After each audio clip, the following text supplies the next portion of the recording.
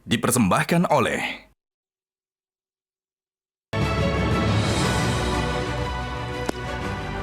Selamat malam para pemirsa, ketemu lagi di Hot Room dengan saya Hotman Paris. Timnas Indonesia gagal menuju final Piala Asia U23 tahun 2024. Masyarakat kecewa, pemerintah kecewa, apalagi pemain kecewa. Namun masih ada satu harapan apabila mengalahkan Irak untuk merebut juara 3 dan sekaligus piala ke Olimpiade. Sekaligus pintu masuk ke Olimpiade. Bagaimana kans timnas kita nanti melawan Irak? Inilah Hot Room, tetap menyala Garuda Muda.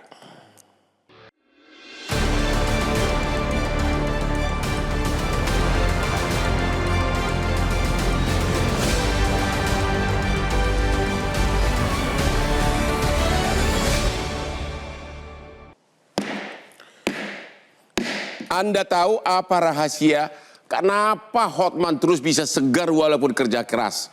Rahasianya adalah kopi luwak white coffee, kesayangan berat dari Hotman selama puluhan tahun. Luwak white coffee, the best. Oke, kita lihat dulu grafis berikut ini untuk melihat penguasaan bola waktu melawan Uzbek.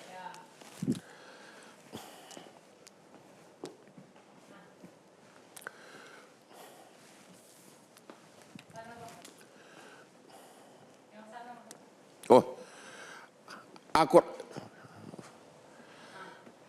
ball possession, penguasaan bola 51,6%, Uzbek, Indonesia cuma 38,4. Presentasi duel sukses 40,5, Uzbekistan 59,5.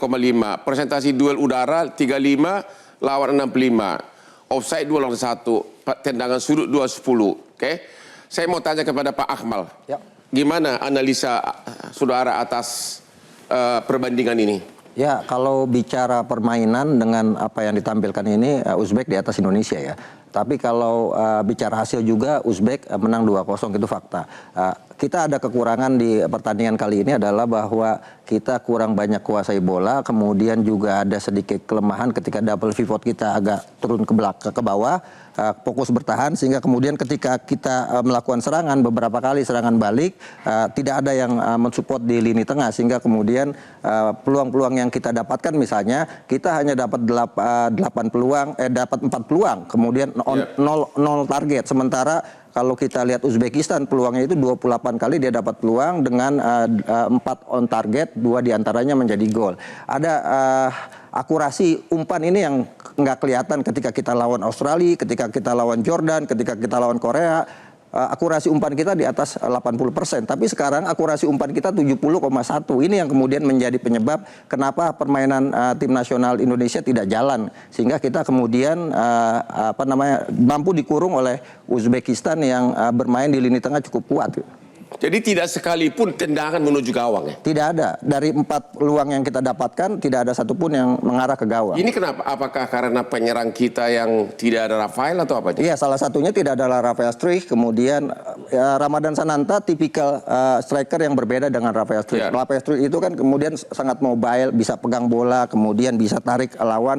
Sementara Ramadan Sananta ini tipikal target man, bola harus sampai dia dan dia harus eksekusi. Itu yang membedakan gitu. Kehilangan Rafael Struijk emang sangat berpengaruh terhadap pertandingan melawan Uzbekistan, karena lini serang kita, tridente kita, Witan, Marcelino, kemudian Rafael Struijk digantikan oleh Ramadan Sananta. Ini yang kemudian nggak berjalan begitu efektif, makanya kemudian Ramadan Sananta diganti di babak kedua.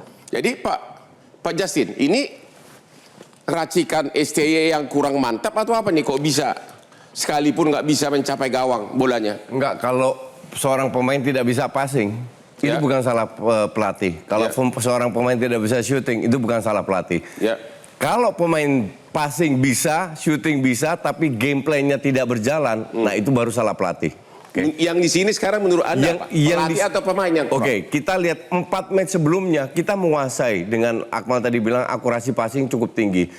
Untuk bisa menjalankan sebuah serangan game plan yang bagus, itu akurasi passing minimal 85%. Kita 70, which is very low. Kalau saya bilang ini murni pemain tampil terlalu tegang, pemain-pemain yang biasa menggendong kita, Justin Hubner, Ivar Jenner, Rafael, Arhan, Rizky Ridho, itu drop semua. Ya. Jadi ini kolektif di hari itu kita turun. Dari menit pertama, dari detik awal kita sudah tidak bisa pegang bola. Sampai saya kan siaran, saya bilang, ini pemain pegang bola 3 detik aja nggak bisa. Gimana kita mau menyerang? Ya. Tapi saya rasa tidak fair untuk menilai timnas ini hanya dari satu pertandingan. Ya. Karena ini semifinal. Kita bukan leha-leha bisa masuk ke semifinal. Ya. Berkat bekerja keras. Dan saya rasa semoga ini menjadi pelajaran yang bagus untuk pemain. Biar tidak tampil tegang. Yang sudah lewat-lewat, kita fokus, nasib masih di tangan kita. Kita ketemu Irak yang menurut saya lebih bagus ketemu Irak daripada ketemu Jepang. Jadi kita masih bisa lolos. Apa karena kelelahan atau tegang waktu lawan Uzbek? Kalau saya bilang pressure itu terlalu tinggi ya. Kenapa itu? Apa terlalu sering main handphone, dia dengar chatting dari Indonesia atau apa? Gini, dengan teknologi sekarang, apa yang terjadi di Indonesia, detik ini, detik berikutnya mereka tahu. Ya. Okay? Mereka juga tahu ada pengusaha memberikan uang, which is good. Dan kalau bisa sebanyak mungkin 23 M. Ya. Kalau bisa lebih banyak, is good. Belum mereka juga tahu di banyak nobar di mana-mana. Sampai kasus MNC boleh nobar atau tidak, ya kan? Terus mereka juga tahu sampai ke daerah-daerah, kota-kota kecil, alun-alun, mereka lihat begitu banyak. Ini kan semua pressure yang secara tidak langsung mereka ingin membuktikan. Tapi kalau kita ingin membuktikan berlebihan, stuck, terkunci. Nah, sebenarnya ada bagusnya kalau saya bilang bahwa kita dikembalikan ke bumi. Bahwa kalian ini hanya bisa perform kalau sebelah-sebelahnya bekerja keras. Bukan ada karena sinergi. Bukan karena striker Indonesia memang belum ada yang bisa diandalkan. Enggak, striker itu kan tugasnya cetak gol. Kalau di tengah belakang nggak bisa pegang bola, nggak ada punya. Makanya saya kurang begitu setuju apa yang dikatakan Akmal. Saya rasa tidak fair untuk menyalahkan Sananta. Saya rasa kalau ada strike pun nggak akan jalan juga. Karena memang nggak dapat bola. Bahwa Sananta tipe striker yang berbeda, agree. Bahwa Sananta harus disuplai, agree. Yang supply Witan sama Marcelino. Tapi di tengah pun pegang bola nggak bisa. Kenapa itu? Menurut Anda kenapa nggak bisa pegang bola? Ya tegang. Mereka gampang sekali kehilangan bola. Nathan, terutama Nathan sama Ivar yang biasanya jadi motor dari sisi menyerang, dari sisi bertahan. Positioning salah, meremehkan, terlalu gampang pegang bola sehingga mungkin dari 90 menit, 10 menit terakhir di babak pertama kita agak bisa ngimbangin. Habis itu kita selesai. Oke Pak, Nur Alim. Ini mantan pemain di mana dulu? Di Persija, Bang. Persija. Menurut Anda secara mental, apa yang terjadi waktu lawan Uzbek? Benar apa yang dikatakan Bang Justin, ya. Dari pertandingan kita Jordania, terus Australia, sampai kemarin ke lawan Korsel, itu sudah hampir klimaknya itu Klimaks. mana, ya. Jadi kita juga terpengaruh juga mengenai masalah recovery-nya, istirahatnya, Bang.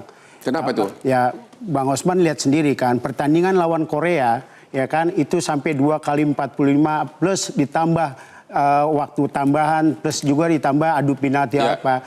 Semuanya itu menguras mental dan fisik, Bang Osman. Nah, apa yang tadi dikatakan Bang Justin, pertandingan kita melawan Uzbekistan, jadi kita nggak maksimal untuk buat bermain seperti kita melawan Korea.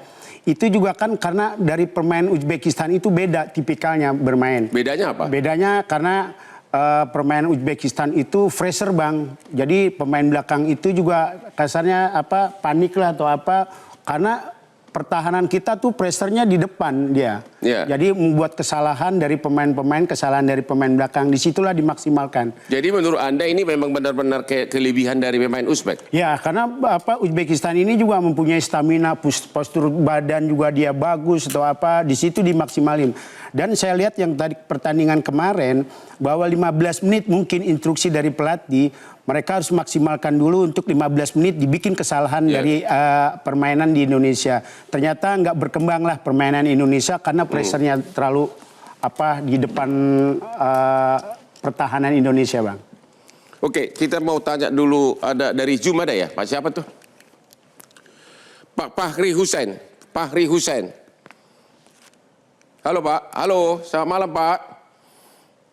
Ya, selamat malam, Bang Oman. Oke, bagaimana pandangan Anda terhadap kekalahan timnas kita? Apakah karena memang mental atau apa penyebabnya?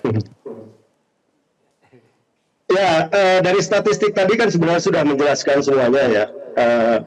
Betapa bahwa Uzbekistan itu memang jauh lebih bagus dari kita, lebih berkualitas dari kita. Semua statistik itu sudah menjelaskan, tidak bisa terbantahkan itu. Kemudian yang kedua itu sebenarnya kalau statistik tadi diturunkan lagi sampai ke bawah, sampai di poin itu kita kalah semua. Jumlah gol kalah, jumlah passing kalah, ball possession kalah, akurasi passing juga kalah. Tapi kita ada statistik yang kita menang itu, jumlah pelanggaran kita menang, ya. Pelanggaran kita bahkan 2 kali pelanggaran yang dilakukan oleh Uzbekistan. Uzbekistan hanya buat 9, sementara kita buat 18. Jumlah kartu kita juga menang gitu ya. Kartu kuning, kartu merah, ya. Ini bahkan 20 lagi kita pelanggarannya ya. Nah, artinya apa? Ini sudah kita berharap kemarin, saya sangat berharap kita minimal mampu meladeni Uzbekistan ya. Minimal kalau kita kalah secara taktik, paling tidak secara fisik kita juga harus menang. Nah ini sayangnya tidak ada statistik yang menjelaskan soal kualitas capaian fisik pemain kita ya. Berapa kali kita, saya melihat aerobik endurance kita juga kita kalah, bergeraknya juga tidak semobile seperti pertandingan sebelumnya. Kemudian beberapa kali body charge kita juga kita kepontal-pontal juga itu ya.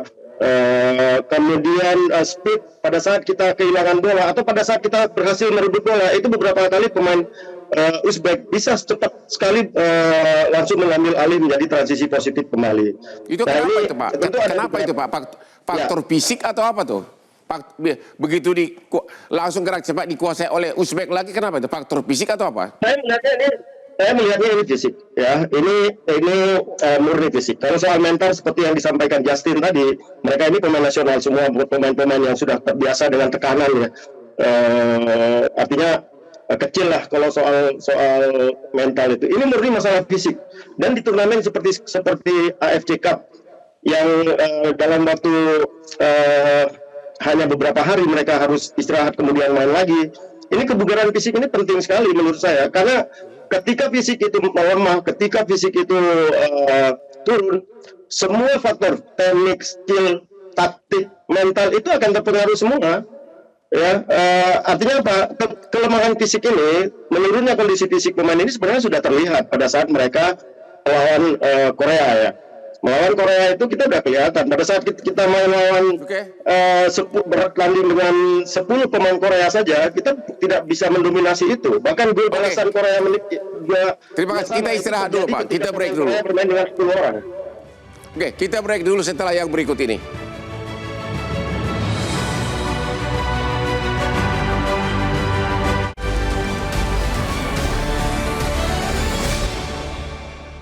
Dipersembahkan oleh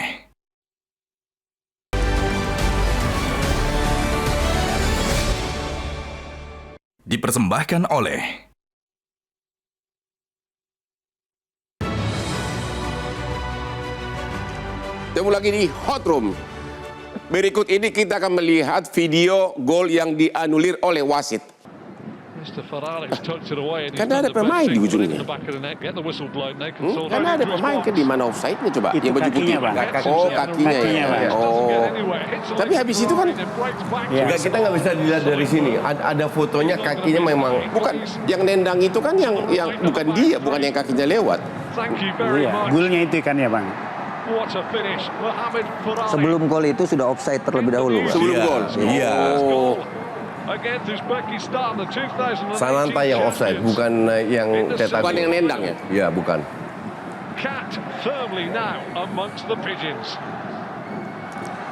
Oke, Pak. Oke, Pak Justin. Ya. Ada apa analisa Anda, saudara? Siapa yang offside? Yang nendang atau yang mana? Bentar, kalau kita lihat tadi di foto sebelumnya, yang ambil patokan itu garis putih, garis di kotak penalti. Di situ kelihatan, nah di sini kelihatan kaki yang paling deket itu kakinya Sananta. Ya. Dari situ sudah kelihatan bahwa ini offside. Baru dekat kan kalau itu? Belum nyampe Iya. garis putih. Belum. Nggak, dibanding kaki Orang lain. pemain Uzbek. Ya. Jelas kita lebih offside ke arah offside. Jadi dari sini aja udah kelihatan tanpa Ya. VAR harus tarik garis bahwa kita offside. Jadi bukan yang nendang bola yang offside. Bukan. Sananta yang offside dan dia terlibat dalam proses terjadinya gol. Maka dari itu untuk saya ini sah offside. Dan bahkan kemarin kalau nggak salah satu mantan wasit ya. Jimmy. Juga ya, Jimmy Napitopoulos juga mengatakan bahwa ini offside. Jadi menurut Anda sia-sia PSSI ngadu ke FIFA? Enggak, kalau in this case nggak ada hubungannya. Nggak ada hubungannya? Enggak.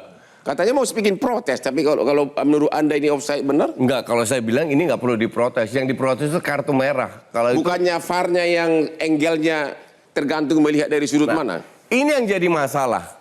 Jadi VAR di Asia ini nggak ada yang semi otomatis seperti di Eropa atau apa. Ya. Jadi yang benar-benar sudutnya sama. Ya. Nah, sehingga ada interpretasi sendirilah. Kalau di luar jelas-jelas angle-nya jelas, tinggal tarik garis offside atau tidak. Ya. Tapi kalau saya ambil keputusan, lihat dari garis putihnya aja. Di situ kelihatan bahwa kaki pemain kita paling dekat ke garis putih. Ya. Dibanding pemain Uzbek, jadi untuk saya ini offside. Hanya itu aja udah offside. Ya, ini dari situ aja udah offside.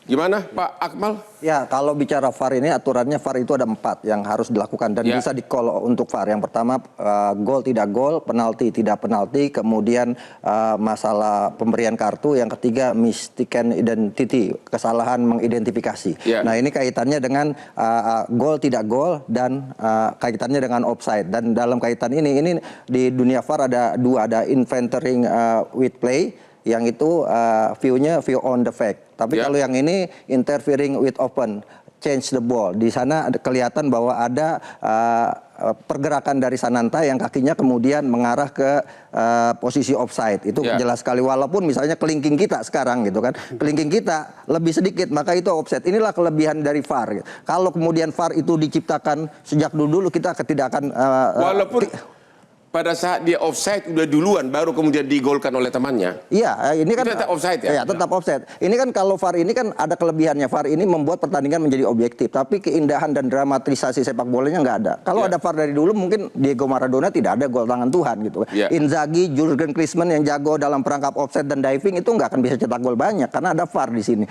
Nah, inilah yang kemudian menurut saya ya, pengalaman pemain tim nasional kita ini kan belum banyak pengalaman karena kita belum pernah pakai VAR, sehingga kemudian ada sedikit kecanggungan apakah ini VAR akan kena VAR atau tidak. Ini view on review, makanya wasit kemudian ketika wasit Shin Jin-ho ini kemudian memutuskan ini gol, kemudian di-call oleh wasit VAR Sivikon Pudom yang menyatakan ada kejadian sebelum gol itu tercipta, ada satu kejadian yang harus dilihat, makanya kemudian wasit melihat.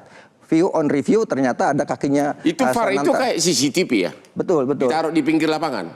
Di semua kamera. Nah, itu betul kata Coach Justin, yang kelemahan kita ini kan kita semua dari satu kamera aja sebelah sini. Kalau di ada luar dua negeri, angle lah. iya, kalau di luar negeri itu hampir ada 2 kamera. Di sebelah sana diambil dari posisinya Arhan Pratama yang sedang umpan, apakah bolanya sudah lewat baru kemudian kakinya. Ini kan enggak. Apakah bola sudah naik atau tidak kemudian jadi kontroversi di situ. Kaki aja lewat garis putih udah offside atau harus badan? Jangan kaki, kuku lewat aja udah offside. Sedetail itu. Oh, begitu Kalau di ya? luar negeri, iya. Bukannya harus kepala atau badan? Enggak. Sedikit aja sudah offside. Begitu. Gimana Pak Nur Alim, Anda mantan pemain. Kalau zaman Anda dulu ada nggak VAR?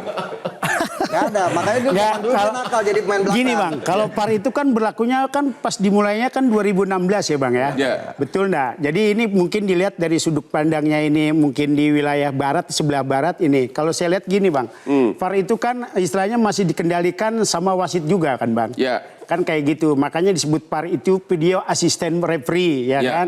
Jadi juga gitu di situ kelihatan gitu loh. Atau offset atau enggaknya itu kan VAR itu mendekati keadilan. Ya. Tapi kalau wasitnya ya masih begitu juga ya kita sama aja ya Bang ya. Iya. Percuma jadinya ada VAR juga.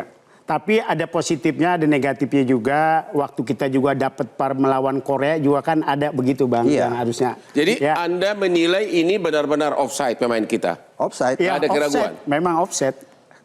berdasarkan data VAR ya offside. Seperti halnya golnya Korea Selatan Chuyan Tae itu kan sudah gol, sudah dipastikan oleh wasit tengah itu gol. Tapi kemudian wasit VAR lihat ada kejadian yang tidak dilihat oleh wasit yang kemudian harus di view on review lewat kamera. Akhirnya Jadi, dilihat Gini, offside. Bung Akmal, kalau saya lihat ini ya, bolanya itu kan mau diangkat itu.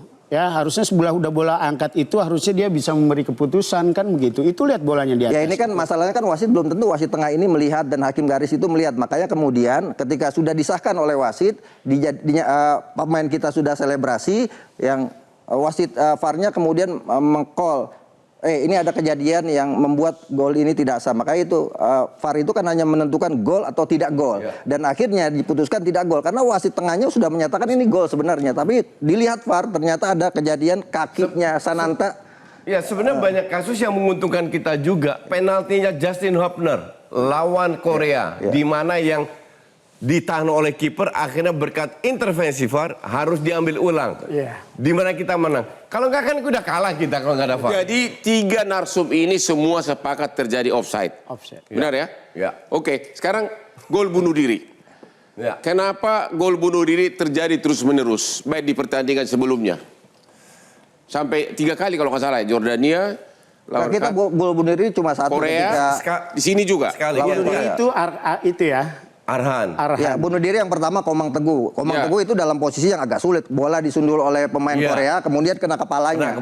Yang kedua Pratama Arhan, karena memang bolanya dia bola sejatinya walaupun nggak ditahan Arhan sepertinya udah akan gol bola itu. Dan dia Arhan berebut dengan Hernando Ari gitu kan. Harusnya ini kalau gue bilang itu bola untuk kiper karena Arhan kan lihat ada kiper di sampingnya, kecuali dia tidak melihat. Jadi untuk gue komunikasi. Ya, mungkin komunikasi Hernando kurang teriak atau Arhan tidak mendengar atau Arhan ingin clearance the ball untuk tidak mengambil risiko. Untuk saya jujur aja juga agak aneh, benar-benar agak aneh bahwa itu gol bisa terjadi. Ya. Jadi menurut Anda itu apa? Kesalahan pemain belakang atau apa tuh? Ya, miskomunikasi aja. miskomunikasi antara Arhan dan kiper. Antara pemain belakang sama kiper. Biasanya seperti itu, Bang. Yang pernah saya alami juga begitu, karena kita juga mau mengkelirkan. Tapi di satu sisi kiper juga nggak bicara. Kalau seandainya kiper bicara, kita juga pemain belakang otomatis kita juga stop. Iya, betul. Itu harusnya. Ya komunikasi aja kurang. Karena mungkin Bang dalam situasi tekanan seperti itu kan Bang gitu. Kiper harusnya teriak. Kiper yang atur. Itu bola kiper. Iya. Kalau gitu Anda ini bekas pemain. Lini pertahanan Indonesia ada masalah nggak? Kalau kata saya lihat sih enggak Bang ya. Dari semenjak pertandingan yang melawan Jordania, Australia atau apa. Toh di belakang itu dipimpin sama Rizky Ridho itu kokoh gitu Bang. Ya mungkin kan karena pertandingan ini sepimpinan Bang. Terus juga udah klimak permainan kita melawan Korea. Mungkin di situ fresternya juga pemain dari Uzbekistan juga Bang bagus ya kan. Dari depan belakangnya dia, tengah atau striker itu. Makanya disitulah kita nggak berkembang untuk bermain Bang. Itu. Jadi ya saya bilang itu pengaruh juga sih di masalah fisik juga yang tadi Bang Fahri bicara itu Bang. Yang Coach Fahri tadi katakan betul masalah fisik. Cuman saya agak koreksi dikit. Fisik itu kita bicara mungkin di extra time atau babak kedua. Ini dari babak awal harusnya oke dong. Dari babak awal pertama setengah jam pertama kita udah nggak bisa pegang bola. 20 menit. Jadi itu bukan masalah fisik. Tapi episode pertama benar-benar bertahan begitu bagus dong. Babak pertama. Defense kita cukup bagus, tapi jangan lupa juga mereka 6 kali kena tiang loh. Itu lebih ke faktor luck. Jadi faktor luck. Babak pertama itu murni faktor luck. Sepak bola itu adalah mencetak gol untuk menang gitu. Kita semakin lama bertahan nggak akan mendapatkan kemenangan juga kan. Semakin lama bertahan bertahan akan kita hanya tunggu gol saja. Dan ini yang terjadi di tim kita waktu lawan Uzbekistan gitu. Kalau kita mau menang kita harus cetak gol. Nah, sementara peluang kita untuk cetak gol berat karena pemain semua dipres untuk untuk terus bertahan. Di babak pertama. Berarti Anda mengatakan bahwa karena pemain di fresh untuk bertahan, berarti salah pelatih dong? Tidak, ini bukan bicara masalah salah pelatih, salah pemain, tapi memang Uzbekistan ini main press langsung di depan. Sehingga kalau kita lihat babak pertama, itu ball positionnya 70-30, kita tidak bisa keluar untuk menyerang. Sesekali saja kita bisa menyerang serangan balik, karena lini tengahnya Uzbekistan memang tampil sangat luar biasa. Mereka bawa bola lepas, tapi mereka langsung bisa ambil lagi. Jadi mereka sudah 70% sudah langsung menyerang ya? Iya. 70-30 itu babak pertama. Nah, beruntungnya kita tidak kebobolan, itu aja di babak pertama. Beruntungnya kita tidak kebobolan. Artinya ada kelebihan juga bahwa ini pertahanan kita, compact defense kita itu cukup bagus gitu kan, cukup bagus. Pada saat itu pertahanan cukup bagus babak pertama. Kalau terus ditekan seperti itu tinggal nunggu gol aja. Iya, betul. Oke, kita istirahat lagi setelah yang berikut ini, tetap di Hot Room.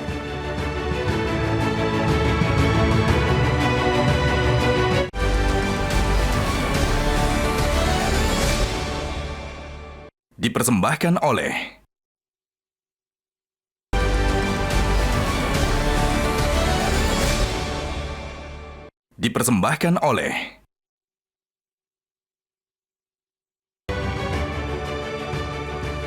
Ketemu lagi di Hot Room. Apakah pemirsa tahu bahwa Sintayong, pelatih timnas Indonesia, mencontoh dari Hotman memilih kopi yang tepat? Karena Sintayong hobinya adalah dia sangat suka minum kopi, luwak white coffee. Benar-benar hobi kami sama. Dan kebetulan kami berdua sama-sama sukses berkat white coffee luwak. Aduh, kesayangan Hotman ini kopi terbaik. Halo Pak Arya Sinulinga yang sedang berada di Qatar melalui Zoom. Ya Bang, siap. Kok sekarang sudah berubah lagi? Kirain udah pakai sorban. Oke, Pak Arya. Ya. Apa yang Anda lihat pada saat tim kita kalah pada saat itu? Apakah Anda ikut ke ruang ganti? Apa keluhan dan perasaan mereka? Keadaannya waktu itu? Ya kan saya sepakat lah dengan kawan-kawan mengatakan bahwa Uzbek ini memang bagus ya permainannya. Mereka sangat kompak, teknisnya juga baik, body badannya juga bagus banget. Tadi benar bahwa kita berapa kali body charge juga kalah gitu ya. Pressure mereka bagus, kita harus akui itu. Nggak boleh kita pungkiri. Kemudian pemain-pemain kita juga dibandingkan ketika melawan Yordania juga nggak begitu. Atau waktu melawan Korea ya. Jadi memang agak melemah gitu ya kemarin dibandingkan yang sebelumnya. Tapi sayangnya kan gitu. Sayangnya adalah kenapa harus ada seperti wasitnya tidak begitu bagus pemimpin lah.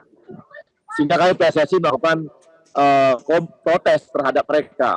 Ya, protes terhadap mereka. Jadi kalau kita lihat kemarin itu permainannya setelah dianulirnya gol kita itu teman-teman tuh adik-adik kita itu langsung down itu Bang, jatuh mentalnya.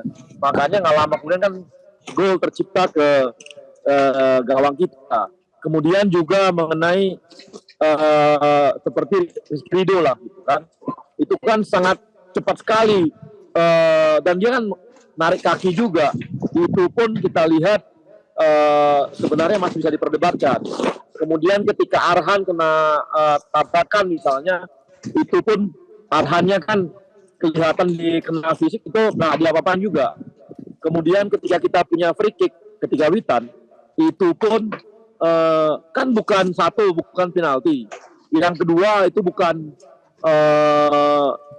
berpotensi kartu merah, tapi VAR-nya main juga. Itu kan juga akhirnya merugikan kita, akhirnya free kick-nya nggak ada. Jadi kemudian berapa kali kita lihat wasit lapangan tengahnya pun itu seperti memperlambat permainan kita. Jadi setiap pemain-pemain kita tuh mau melempar bola itu kan cepat, dihambat atau disuruh mundur lah, ulang lagi dan sebagainya. Jadi itu yang membuat kita sayang gitu. Begitu bagusnya permainan Uzbek itu harus dikotori oleh hal-hal yang berhubungan dengan ketidakfairan dari wasit memimpin pertandingan gitu ya. Jadi itu yang kita lihat Bang. Kita kan tahu lah dari situ ya. Tapi sudahlah. Bagi kita ini jadi pelajaran bagi kita ke depan kita harus bermain lebih baik lawan Irak ini. Bagaimana kita harus memenangkan pertandingan kita lawan Irak sehingga kita bisa merebut tiket Olimpiade. Apalagi Irak secara statistik sama kita kan cukup cukup bagus juga. Kita dari segi pemain dan sebagainya kita lebih bagus daripada Irak. Tapi kan itu tidak membuat kita jadi jumawa atau apapun. Ya pemain-pemain kita harus siapkan kan Bang. Apalagi kemarin Thailand itu juga sempat mengalahkan Irak 2-0. Jadi harusnya kita bisa mengulang kemenangan dari Thailand terhadap Irak lah. Mudah-mudahan bisa seperti itu, Bang. Gitu, Bang. Sekarang pejabat Indonesia yang lagi di Qatar selain Anda siapa aja? Pak Erik, Pak Arya, siapa lagi? Enggak, Pak Erik kembali ke Jakarta langsung kemarin. Jadi kita ada beberapa exco yang ada di sana, di sini. Kemudian tim BTN juga ada di sini, Bang. Dan kita lihat berapa hari anak kita udah mulai stabil, mereka lebih tenang gitu ya. Bisa lebih tenang dan lebih santai dan bisa ketika kita sarapan bareng dan sebagainya itu juga membuat teman-teman tuh kayaknya udah posisinya bagus lah secara mental gitu ya. Bagus. Oke. Mudah-mudahan Bang baik Bang. Mengenai wasit VAR, katanya wasit VAR yang main di Uzbek sama dengan nanti waktu wasit melawan Irak. Bagaimana komentar Anda? Ya, kami sudah melayangkan surat keberatan terhadap AFC, terhadap wasit VAR-nya Thailand ini. Tapi kan semua kembali lagi kepada penyelenggara ya. Apakah karena apapun dibilang keputusan di tangan mereka, Bang. Tapi yang pasti kita tetap melakukan juga protes. Sama seperti kemarin setelah selesai pertandingan, kita melakukan protes. Ini juga kita sebelum pertandingan kita udah minta supaya wasit VAR-nya itu, asisten VAR-nya itu di jangan dialah gitu. Tapi kan apapun itu kita tetap main. Kan gitu, Bang. Tapi tiga narsum di sini malam ini mengatakan emang benar-benar offside gitu loh. Komentar Anda? Nah, gini Bang, itu kan tipis banget Bang. Tipis banget ya. Angle-nya pun berbeda-beda. Jadi ya soal katanya offside, ya tipis betul lah gitu. Dan kita bisa lihat juga itu pengambilan keputusan itu kan dari mereka-mereka wasit juga. Jadi sangat tipis gitu ya. Apalagi kan itu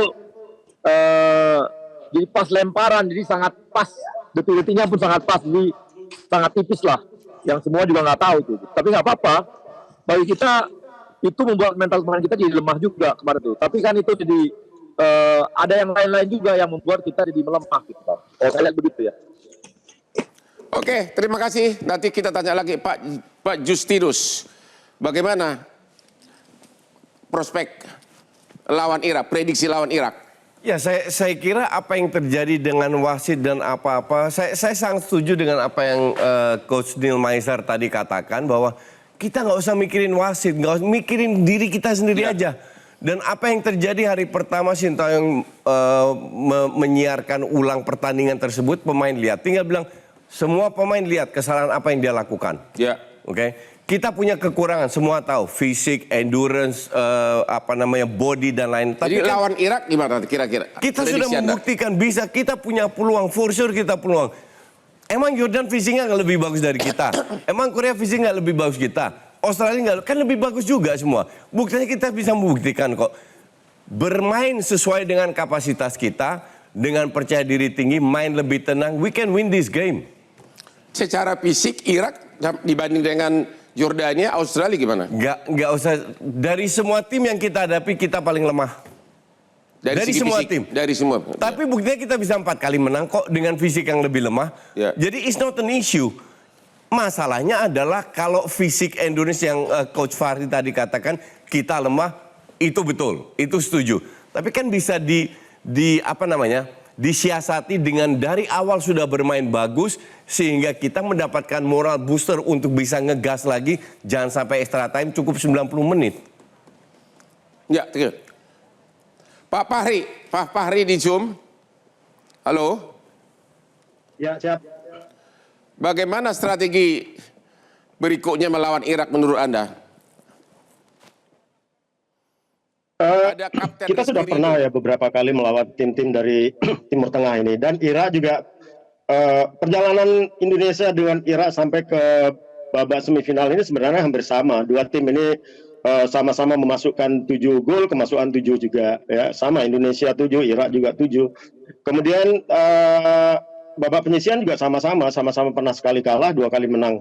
Jadi hampir sama, menarik ini. Dan yang menarik menurut saya ini adalah Irak ini pada saat babak penyisihan grup itu kalah dengan musuh bebuyutan kita di ASEAN ini di lawan Thailand ya. Mereka kalah 2-0 dengan gol pertama melalui open play, melalui crossing, kemudian yang gol kedua melalui set piece, corner heading.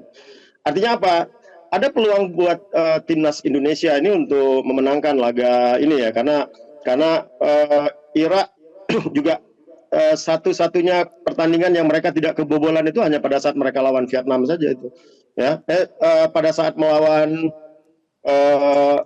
Vietnam, mereka menang 1-0. Yang lainnya mereka kemasukan, menang tapi kemasukan. Nah ini harusnya sudah menjadi analisa, menjadi catatan bagi tim pelatih untuk melihat di mana kelebihan kelemahan pemain Irak ini. Nah, yang saya sampaikan tadi mengenai kelemahan fisik, saya tidak menyebutkan pemain Indonesia dari awal fisiknya lemah, tidak. Tapi di pertandingan lawan Korea itu udah mulai kelihatan penurunan fisiknya. Nah, kelihatan sekali semakin kelihatan itu pada saat melawan Uzbekistan. Kita kalah semua sudah. Jadi yang disampaikan tadi itu analisa statistik teknik sepak bola itu kita kalah ya, kecuali pelanggaran kita menang. Nah, saya yakin kalau misalnya ada lagi analisa fisik, kita juga kalah gitu. Ya, kita kalah cepat, kalah kuat, kalah kalah lincah juga. Ini yang tinggal sekarang seberapa cepat recovery akibat kelelahan itu bisa dikembalikan oleh tim pelatih dan stafnya itu untuk menghadapi Irak nanti. Itu. Terima kasih Pak Fahri. Terima kasih Pak Fahri. Pak Ahmal. Ya. Anda setuju secara fisik kita lemah atau gimana? Ya, pertandingan kemarin waktu kita lawan Uzbekistan, artinya ini tinggal kita manfaatkan recovery kalau selama dengan Irak bagaimana langsung perbandingan saya fisiknya? melanjutkan apa yang disampaikan Coach Fahri. Kita secara statistik melawan Irak ini imbang ya. Imbang. Di Piala Asia ini. Kita gitu. pernah kalah. Betul, enggak, artinya di Piala Asia ini. Okay. Sebelum kita kemudian kalau bicara rekor pertemuan, kita satu kali ketemu pada 2016 kita kalah 6-0 lawan Irak. 6-0. Kita pernah kalah 6-0 Waktu itu eranya pelatih Popedahan, kemudian pemainnya ya Ferry Rotin Sulu, Zulkifli Syukur, Hendra Ridwan, beda pemain ya. Kan ini kelompok umur. Artinya kalau kelompok umur kan sejauh mana perkembangan tim kelompok umur masing-masing negara. Jadi tidak kemudian acuan yang kemarin bisa dijadikan rujukan saat ini. Bagaimana sekarang kita mengembalikan mental para pemain. Nah, kalau bicara saya lanjutkan, bicara pelanggaran misalnya kita 64 pelanggaran. Sementara Irak 52. Kartu kuning itu pun hampir mirip. Kita dapat 8 kartu kuning, 2 kartu merah. Irak dapat 8 kartu kuning, 1 kartu Jadi merah. apa yang kira-kira yang perlu prioritas utama melawan Irak ini? Apa yang harus dilakukan? Ya, kepercayaan diri pemain harus dikembalikan setelah pasca kita kalah dari Uzbekistan. Bang, pokoknya semua harus STY. Semua terus yakin bahwa kita bisa menang. STY terus yakin. Selalu semua terus yakin bahwa kita bisa menang. STY itu. Kapten kita Rizky Ridho nggak main ya nanti. Ya. Tapi Rafael kembali. Bisa kembali. Gimana kira-kira analisa Anda? Ya, kalau saya lihat gini Bang ya, benar kata yang saya luruskan sama Bang Fahri juga, bahwa sekarang ini kan kita juga harus evaluasi nih Bang, nggak adanya Rizky Ridho, ya kan? Berarti di sini peluang kita masih ada untuk mendapatkan tiket ke Olimpiade. Jadi di sini Rafael itu sangat berperan apa bukan? Sebenarnya sih duetnya itu Rafael sama Ridho itu emang cocok ya. Cocok ya. Sama seperti saya dulu sama main sama Apres Tecuari ya. Waduh, kenangan. Ya, itu jadi disinilah perannya nanti seorang pelatih fisik, dokter, terus juga para staf pelatih lah Bang. Jadi hilangkan itu pertandingan yang kemarin sama Uzbekistan, bahwa peluang kita masih ada untuk mendapatkan tiket di Olimpiade ini Bang. Anda sebagai pemain, kalau langsung diiming-imingi hadiah besar, berpengaruh nggak terhadap mental? Itu motivasi Bang, tapi kita juga nggak munafik dah. Kalau kita bermain bola juga kan pasti juga mengejar bonus juga ya nggak? Ya, jadi menurut Anda apakah sebaiknya Pak Erik Menteri langsung tawarkan satu orang 5 miliar begitu? Gimana? Ya, saya juga setuju sebagai pemain? Ya, setuju banget itu. Gimana perasaan Anda kalau terima 5 miliar gitu loh? Ya, itu mungkin motivasi ya Bang ya. Tapi kita juga harus fokus juga ya kan. Saya juga senang Pak Erik juga datang langsung ke ruang ganti. Itu untuk buat motivasi kita sebagai pemain kan begitu. Gitu. Itu ya mudah-mudahan aja nih kita dapat tiket lah untuk buat. Oke, kita mudah-mudahan besok tiba-tiba Pak Erik mengumumkan tiap pemain dapat 5 miliar, itu akan mengembalikan semangat para pemain. Kita break dulu setelah yang berikut ini. 5 miliar.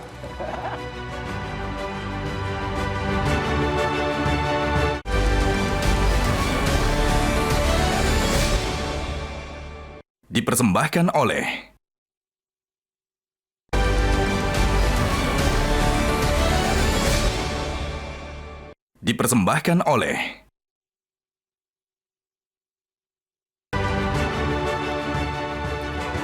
Ketemu lagi di Hot Room. Sekali lagi saya serahkan agar malam ini juga Jokowi mengumumkan tiap pemain dapat 5 miliar kalau menang lawan Irak. Bagaimana dengan Pak Justinus? Kira-kira skornya berapa ini Indonesia lawan Irak? Kalau saya bilang ini bisa diselesaikan dalam 90 menit, nggak perlu sampai extra time. Oh iya, diselesaikan mah. Kalah atau berapa? Menang, berapa lolos skornya? lah. Hah? Dia selisih 2 gol harusnya bisa. Oh ya? Seperti yang kita saat bantai Yordania. Karena tipikal gaya bermainnya sama, banyak skill individu. Iya. Jadi saya mending ketemu Irak daripada ketemu Jepang. Kira-kira siapa yang akan ngegolin? Apakah Rafael atau siapa? Nggak ngerti lah bang, saya bukan paranormal bang. Tapi prediksi aja, prediksi. Apakah dengan masuknya Rafael jadi... Ya semoga dengan kembalinya Rafael Struijk ke trio 3 pemain depan ini Ya. Bangkit lagi, hidup lagi dan gol ya dari mereka ini.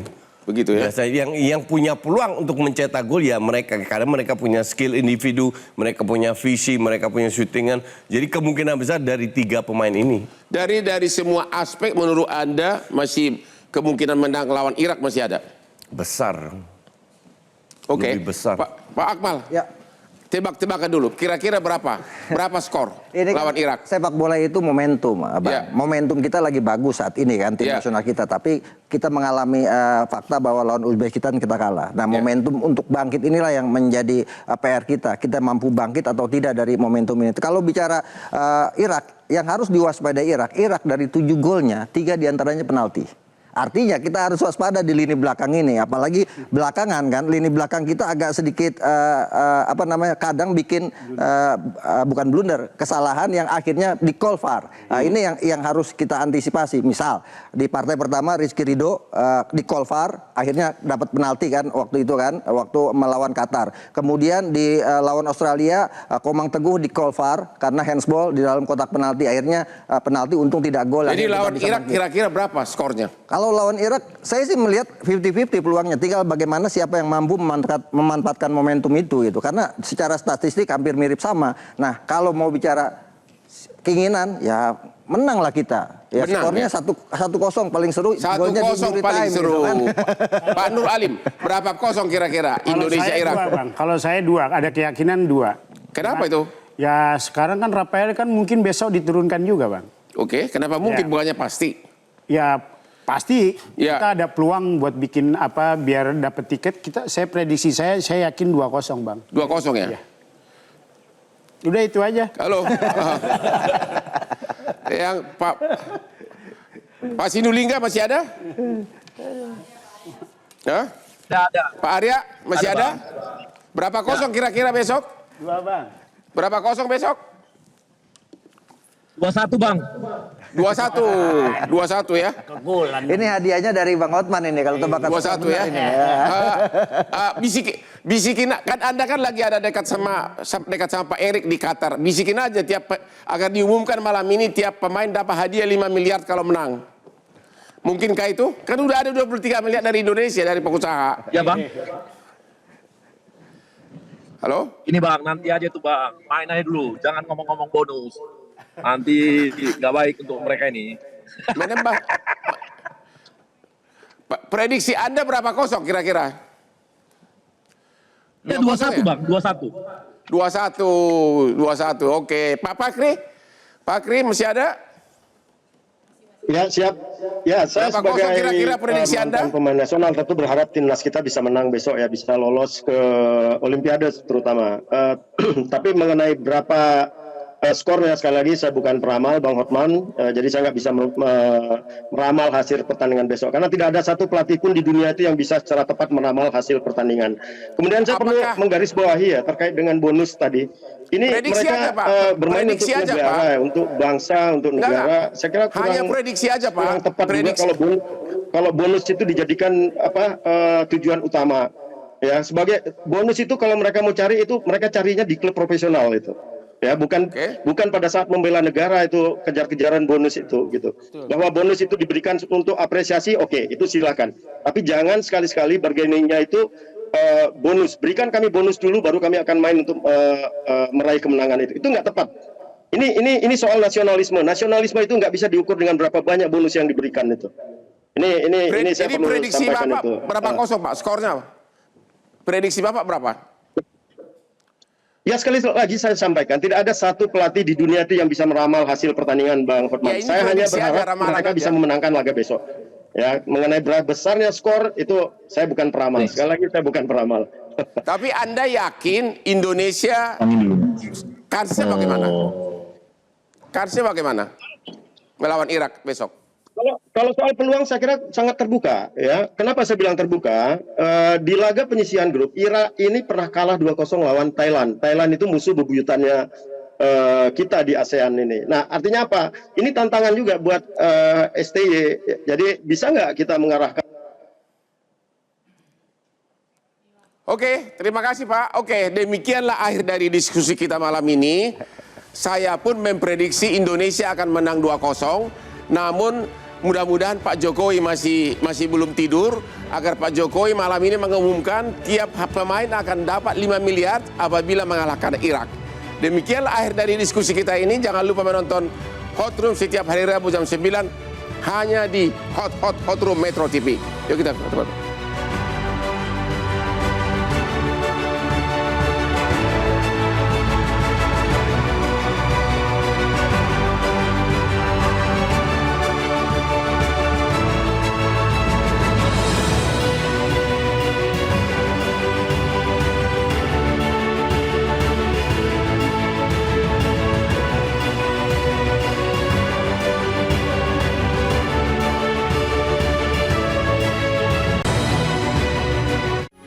Metro TV.